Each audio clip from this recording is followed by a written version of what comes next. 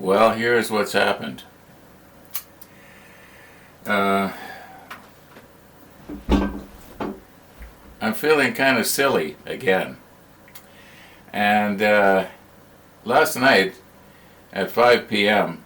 Winnipeg time, I uploaded the video. And about 6:30 our time, I get a phone call from my son, and he says, "Dad, you can have my connecting cord." My son has a camera almost identical to mine.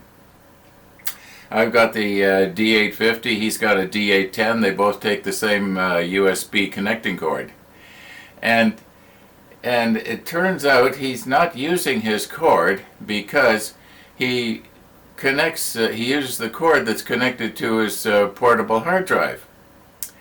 And when he tells me this, it doesn't really ring a bell, but about an hour later, I'm sitting here and I'm looking up at my portable hard drives. You probably can't see them all there, but there's actually 9 of them. They go back several years. And I put all of my video files, I store them. I don't dump them. A lot of people will erase their files and then they'll just write over it. I don't. I save all mine just in case I might want one years later, and occasionally I do. So anyway, I look up there at my drives, and I see the cords sticking out of them, and then all of a sudden it hits me. My goodness, they look like the same jack, the same plug. Like this one here. This one here is the one we repaired yesterday, and we'll just take it out. And all right, now this right here is the most recent one. It's number 9. I number them all, and this is the most recent one. So if I take the plug out and look at it, it's identical. So all right, so we've got a nice short one here that's not going to go down on the floor. And do I have to put my glasses back on here? To see you, I don't need my glasses, but to see up close, I do. Yeah. Okay. So yeah, it just plugs right in. It's the exact same one. So anyway, like I say, I was feeling pretty silly, and I'm still feeling a little bit silly.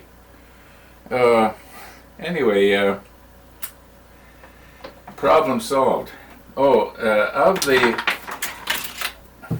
there we go again.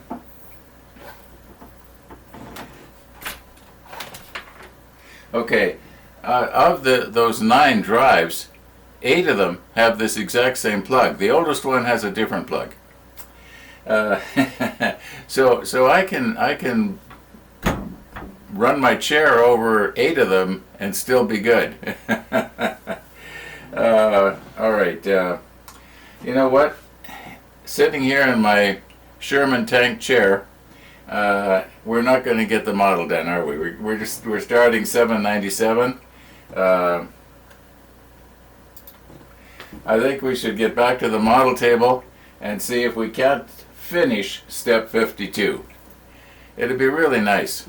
Got to put these little pieces in place, and after we get the deck painted, and looks like there's a couple of lights here. It'd be nice if we could do that today.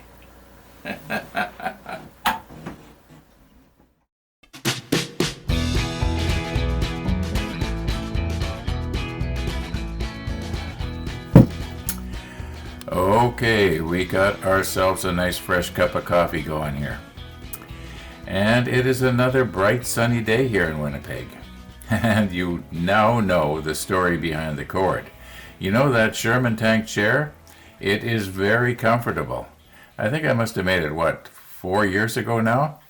And yeah, I am finding it harder and harder to get up out of that chair. Not physically, but because it is so darn comfortable, I just don't want to get out of it. And that is scary.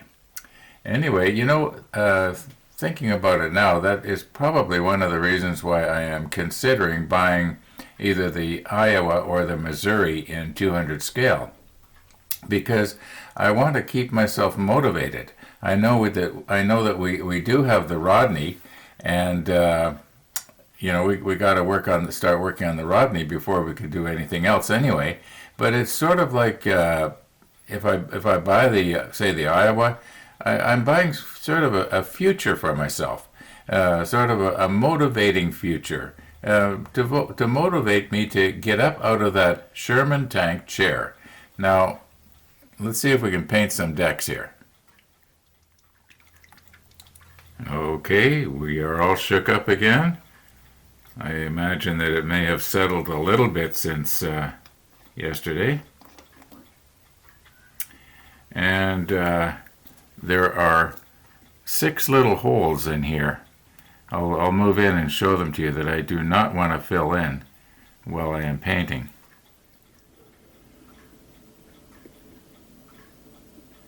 Now, these turned out to be a little harder to show than I thought they were going to. I thought because I could see them so clearly, I could also show them on camera. The ones on the right, you can't see them because that box is in the way, that storage locker. Excuse me, but the ones on the left, well, you can kind of see where they are there. Like right there, that's the first one, and then there's a couple more in behind. Those are the ones that I want to be careful not to fill in because we have to mount those 6 little pieces in those holes.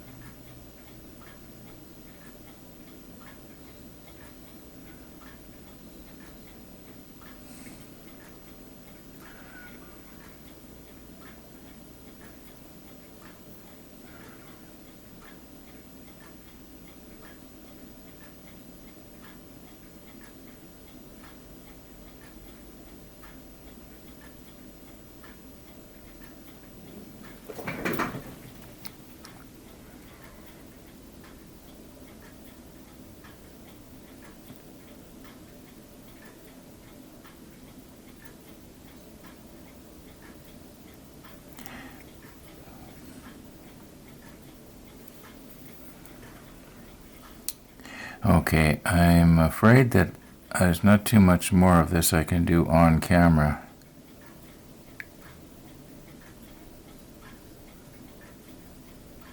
We'll just take a nice close look at everything afterwards.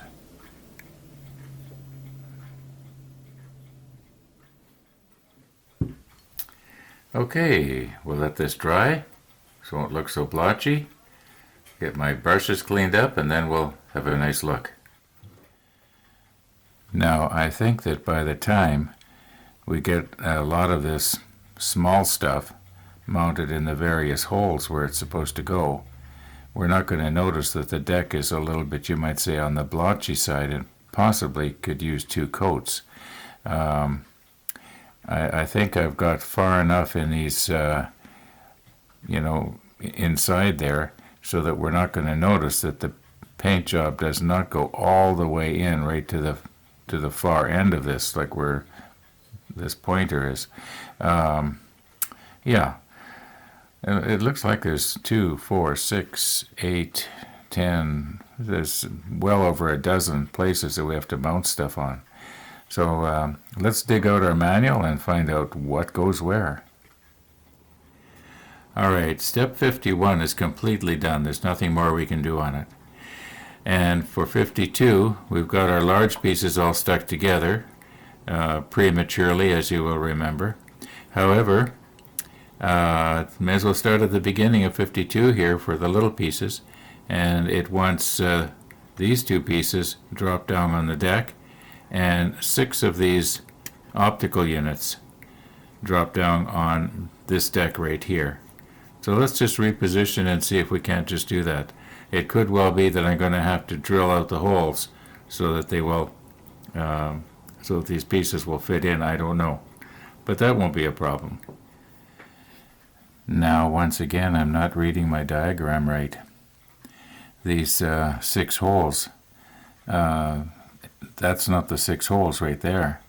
The 6 holes that these things are supposed to go in. See if I can get one off here.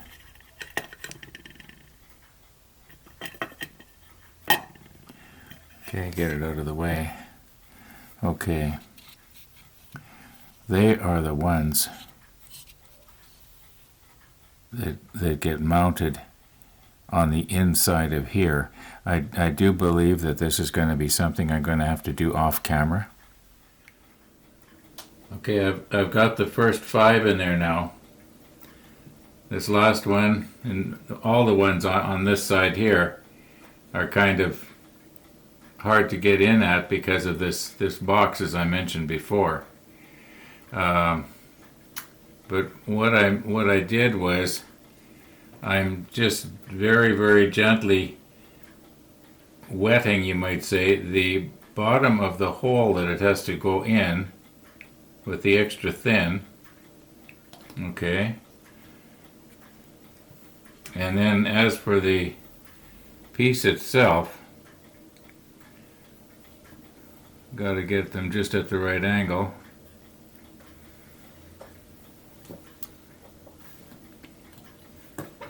Okay, I'm also wetting the peg, and the idea is that the extra thin will dissolve the paint and everything that we've got on there, and it will also start to, you know, make the peg sort of like sprue goo. Now, now this one I can actually see not too bad. Unfortunately, you can't. So you're just going to take my word for it.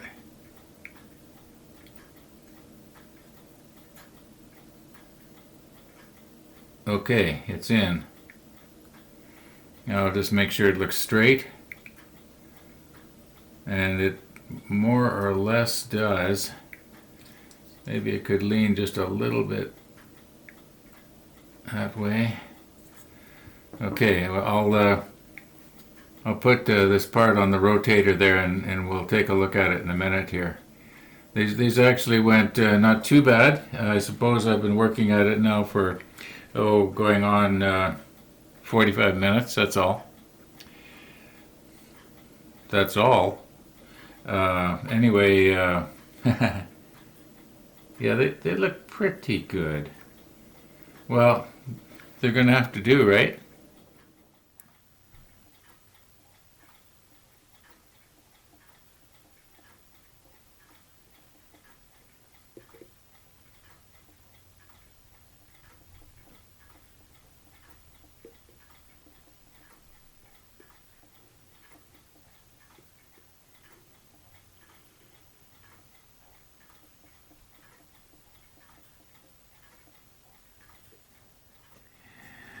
Okay, now very gently here, let's see if I can pick one of these off.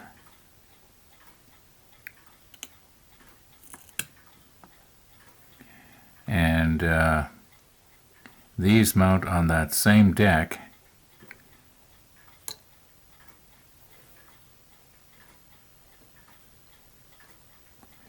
I'm going to have to readjust here.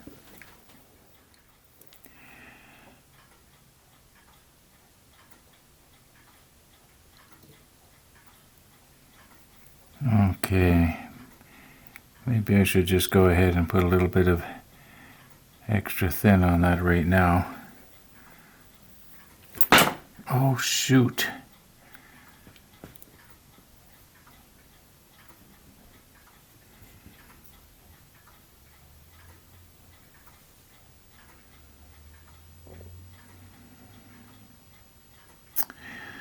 Well, I don't think I broke anything. Oh, that was close. Okay.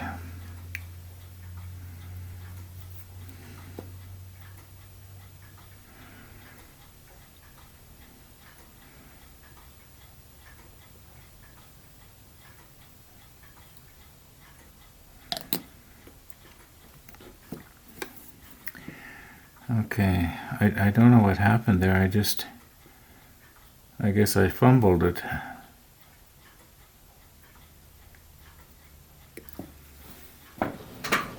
Maybe I was holding it too awkwardly or something, I don't know.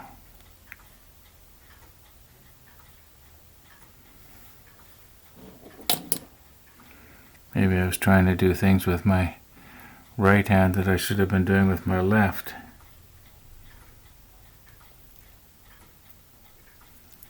Or vice versa.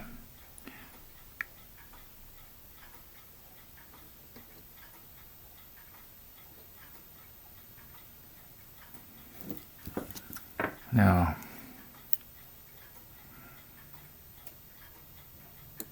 you can be assured I'm not going to edit that fumble out. You know, I have a tendency to like to tell it like it is. And I seem to want to always be telling you that I like to tell it like it is. Okay, that's going to be one strong connection. Now let's see if we can just reposition and do this one here. Now I was just realizing here that we've gone through an awful lot of day and we have not used the macro lens.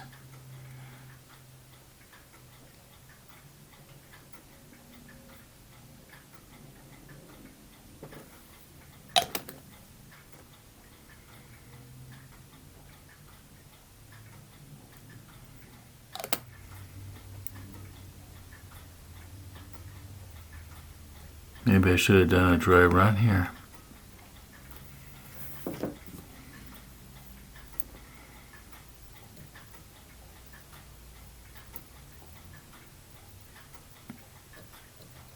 There.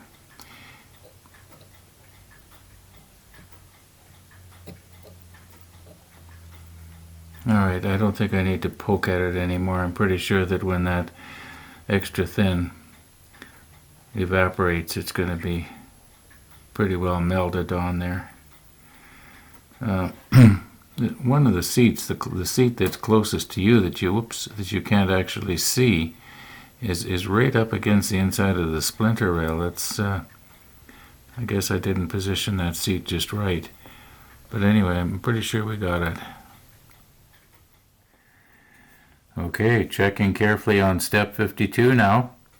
The only thing left to do is the searchlights. All these other parts have been put on earlier. Now these should go on pretty easy. But you know how it goes. If I start getting a little bit too rambunctious here and over exuberant,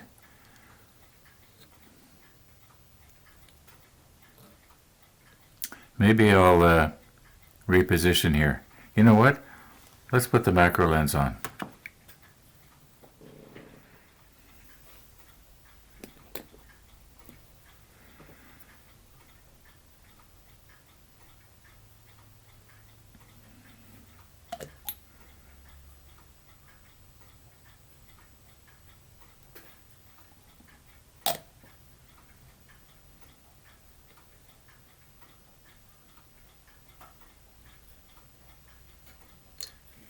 Oh, come on, Ron.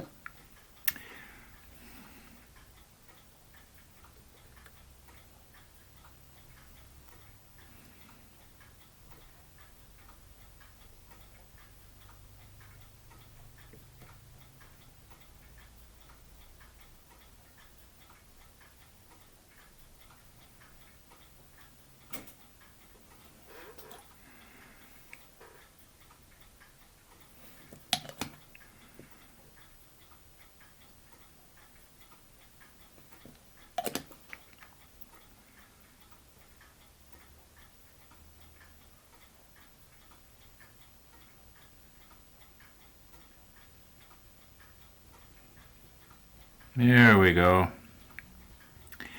Now, is that the way we want it to face? I don't think so. I think it should face out just a little bit. Sort of like that. Okay, now let's do the other one.